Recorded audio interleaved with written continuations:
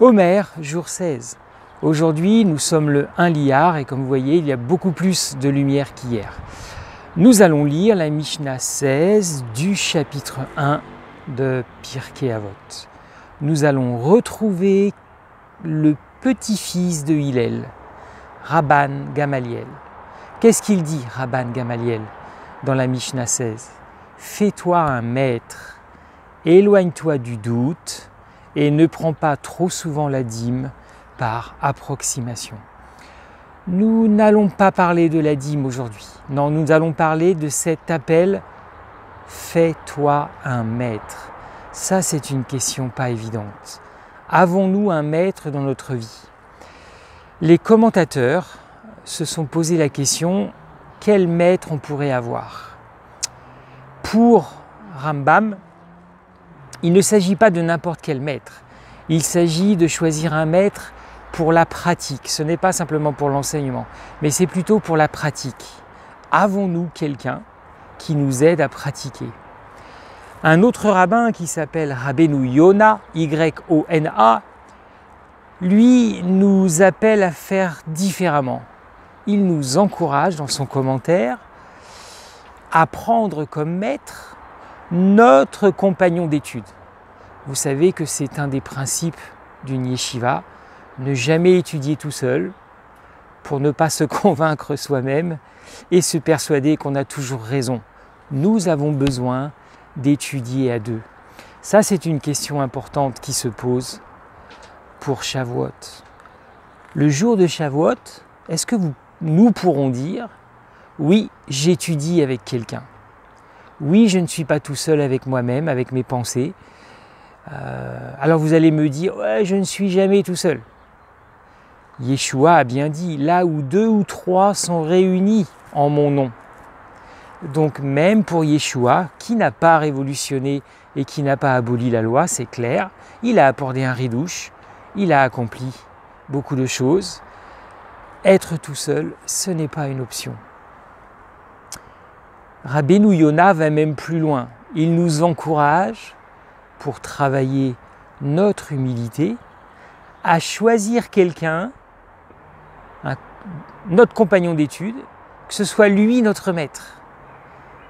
Et même s'il est moins sage que nous, c'est une bonne chose. Quelle leçon!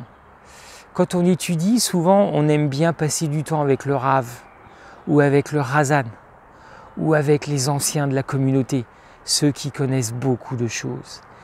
Et on fuit le jeune qui vient d'arriver. On fuit celui qui sait à peine poser des questions. Souvenons-nous, à Pessah, il y a celui qui sait à peine poser les questions, ou qui pose des questions tellement basiques. Nous sommes encouragés, nous sommes appelés à choisir cette personne comme compagnon d'études. Et dans les commentaires de la Mishnah 16, le considérer comme un maître. Ouah, ça, c'est un défi. On aime étudier avec ceux qu'on considère comme nos égaux. Et c'est encore mieux si on étudie avec quelqu'un que l'on considère comme supérieur. Oui, Gamaliel, le petit-fils de Hillel, qui mourra 18 ans avant la destruction du Second Temple, nous appelle à nous faire un maître. Vous allez peut-être me dire, je n'ai pas besoin d'une personne. Mon maître, c'est l'Éternel.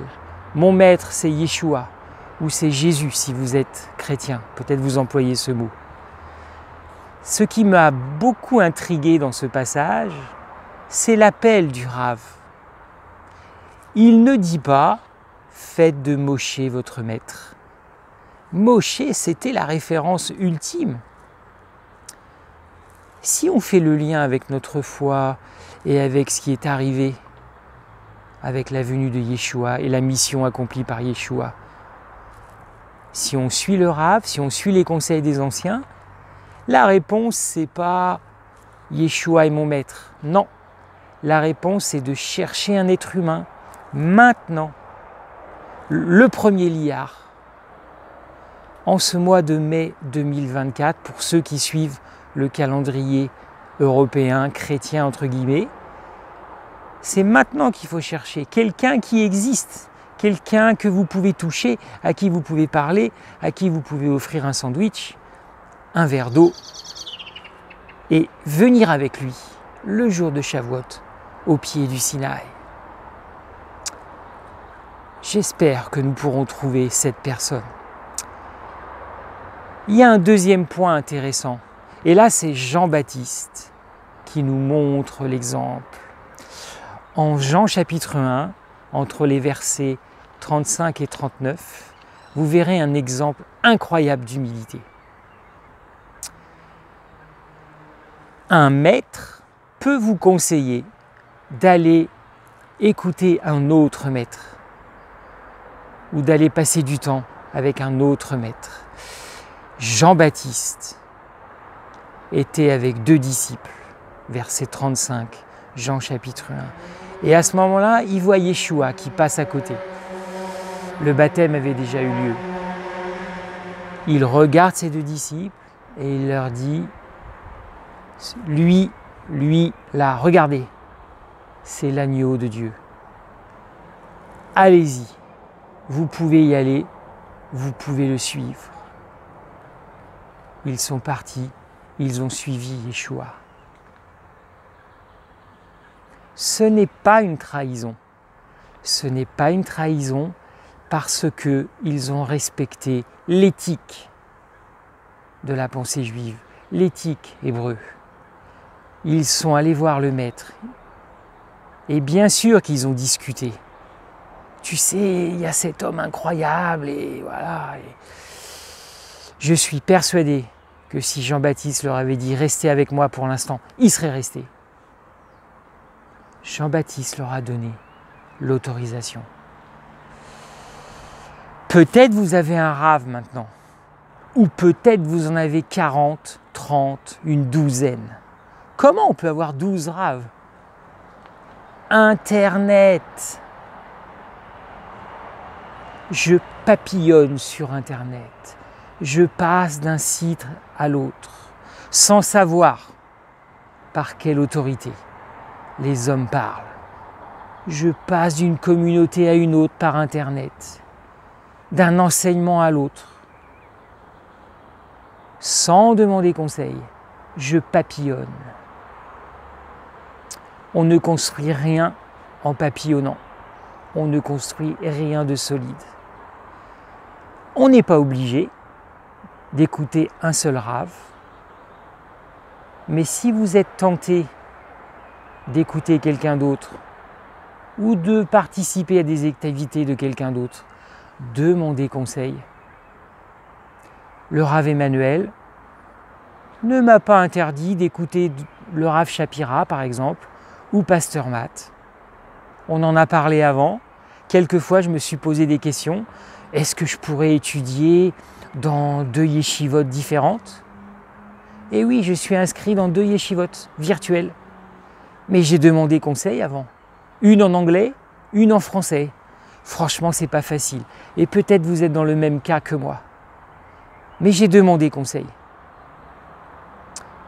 Et même un jour, j'ai eu peur de trahir. Je lui en ai parlé. Et le Rav m'a rassuré. Il m'a dit, ne t'inquiète pas. Tu peux y aller. Ma pensée, sa pensée, nous sommes sur le même chemin. S'il m'avait dit, je ne me serais pas inscrit. C'est pas facile de penser comme ça. Parce que d'une certaine façon, on renonce à son égocentrisme, on renonce à son indépendance.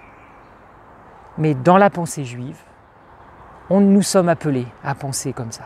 Ça aussi, c'est un enseignement très très fort que j'ai intégré depuis très longtemps et que j'espère vous avez intégré.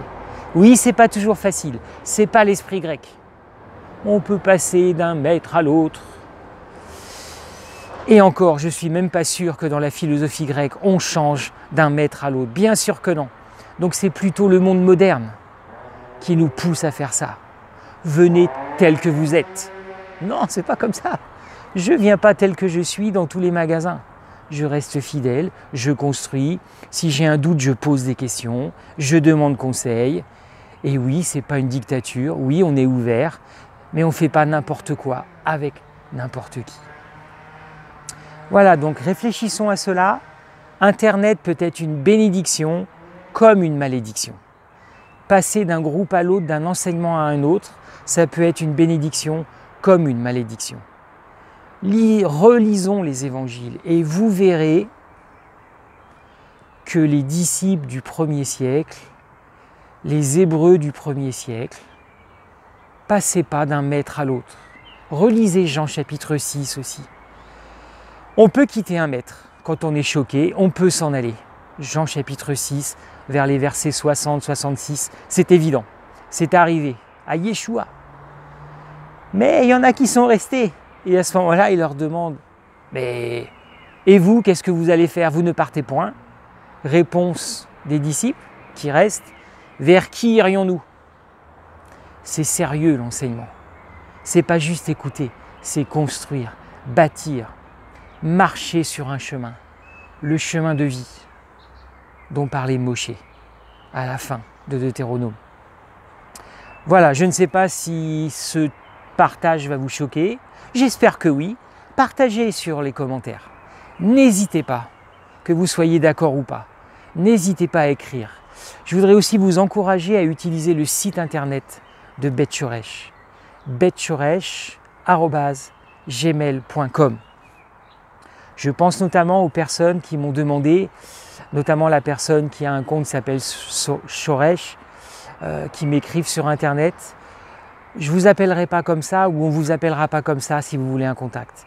On commence par internet, on apprend à se connaître et ensuite on aura un contact oral par sécurité et aussi par respect de la vie des uns des autres. Écrivez-nous sur le site de Bet Shoresh. Et puis un dernier challenge. Le prochain Shabbat, à 14h, il y a une yeshiva à Ramada, à côté du stade de Genève, l'hôtel Ramada, à 14h. Venez à la yeshiva. Venez avec vos livres, avec vos commentaires. Et on pourra étudier à deux. Vous trouverez, j'espère, un compagnon, une compagnonne. J'espère que ça se dit, je suis prof de français, mais là j'ai un doute. Une compagnon, pardon. Vous trouverez un compagnon, une compagnon d'études au Ramada, que vous soyez à Lyon, à Saint-Étienne, à Paris. Si vous pouvez venir, venez, venez, venez. Nous allons étudier comme au 1er siècle. On va échanger et on va mettre en pratique ce conseil des sages. Et on échangera sur Kedoshim. Venez. Si vous êtes tout seul, trouvons un compagnon d'études. Et si vous en avez déjà un, venez avec lui au Ramada. Échangez. Gardez cette amitié. Voilà, je vous souhaite une bonne journée. Bonne journée à toutes les amies et à tous les amis de Bet Shoresh. Et à demain les amis. Bonne journée tout le monde.